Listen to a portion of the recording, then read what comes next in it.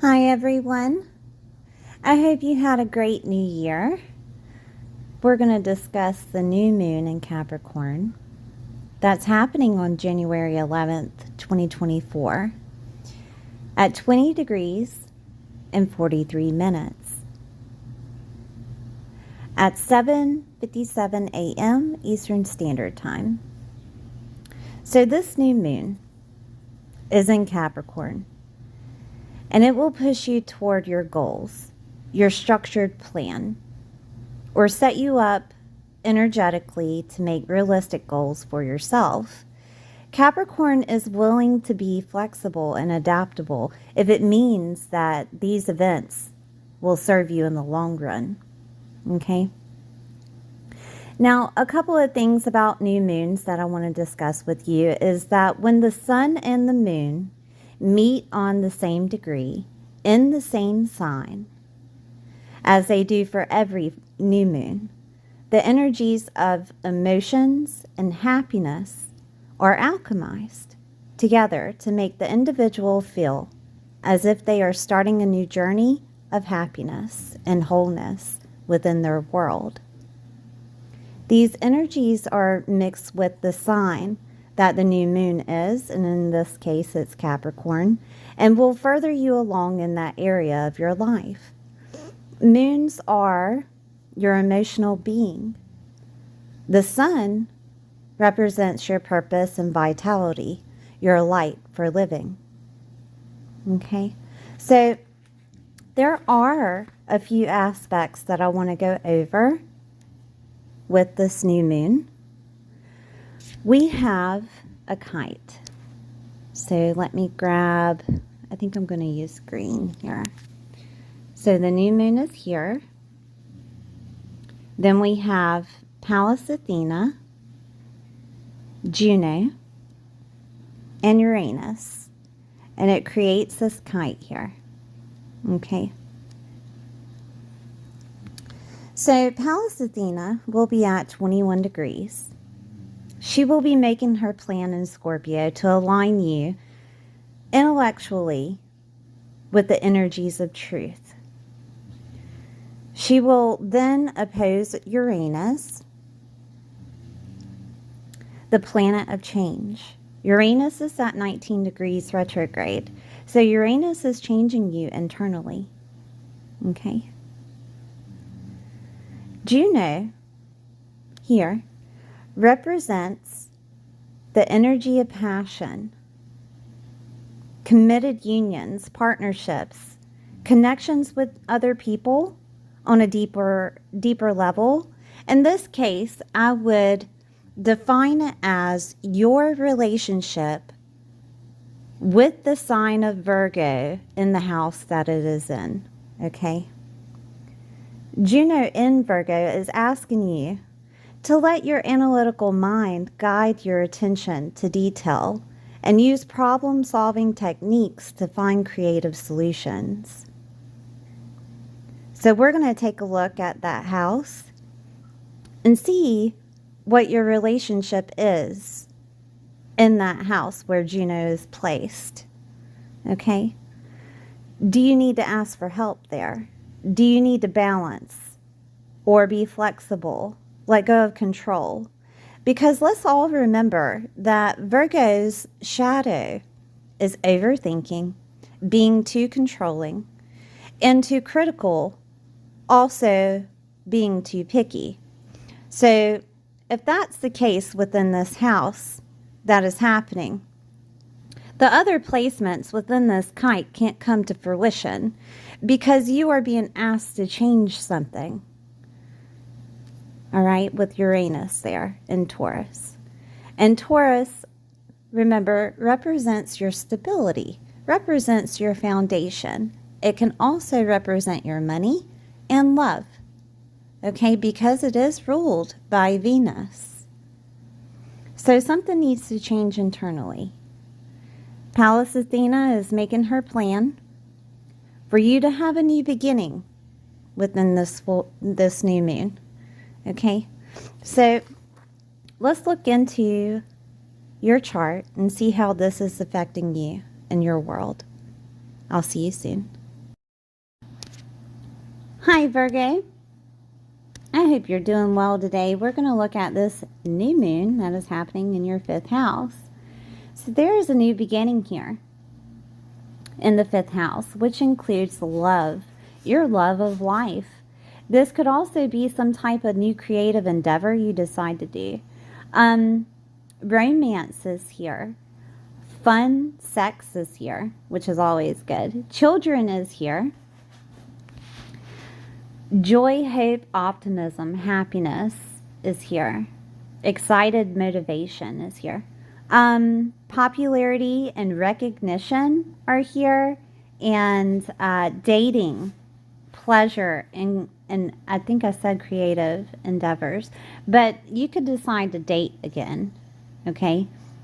Which in turn, because it's in Capricorn, would be an older person, all right? You could also be falling in love with an older person, or you could just enjoy work at this time because it is Capricorn, right? And Capricorn owns that 10th house. You can enjoy work at this time a lot more so than you have before, or find the work that you love, because Capricorn is work and 5th house is love. You could find out that your creative endeavors turn into your daily work, okay? But all in all, it looks pretty good with this new beginning in the 5th house. Also, gambling is here. And I always say this, whenever the 5th house is activated with a new moon or some type of aspect. But if you want to try your luck at the lottery, I'm just saying. Okay. So, let's look at this kite that is happening within your life. All right. So, we have the 3rd house activated and the 1st house activated. So the 3rd house has Pallas Athena, which is creating a plan that revolves around 3rd house affiliations, which is communication, creating a plan maybe with a vehicle, siblings, cousins, relatives could be here. Creating a plan to move is here. Maybe even getting a smaller education or certificate. Also, neighbors are here. This could be the way that you think. Okay, so the plan of showing you that deep, dark, emotional aspect of yourself, of the way that you think, right? Which isn't a bad thing, because Scorpio is like the deep, dark depths of the emotions that you can almost taste the emotion, okay? If you know what I'm talking about, Virgo. Then we have the 1st house activated with Juno. And Uranus here in the 9th house with, with Taurus. Uranus being here has been trying to change you internally in regards to belief systems, in regards to maybe even the way that you learn, to create either stability or money, or even something that you just love to do, right? That could be something. But with the 9th house affiliated is long distance travel. There could be vacations here that are like, how can I say this? So Uranus retrograde, changing you internally. Whenever you get upset, do you think about that you need a vacation all the time? Right? Do you think that you just need to get away? I just need to get away, right? That could be something that's been changing, so that you don't create that crisis kind of thing, and you have that stability within yourself to be able to deal with it. This could also look like your skills and higher learning is here. So you changing your skill set, right? That could be something. But it would be more of a learning, a mindset learning expedition, like motivational speakings. Teachers and gurus can come out of this. Belief systems, religion, right? Something along the lines of the way that you see that narrative within. Changing that narrative within. Okay? So, Juno is activated in your first house. I'm going to go ahead and draw this kite. Okay. Juno is activated within your first house, asking you, what is your relationship with yourself? Do you need to give yourself a break? Okay, about the way that your physical body is, about the way that you look to others, about yourself in general, the way that you govern yourself.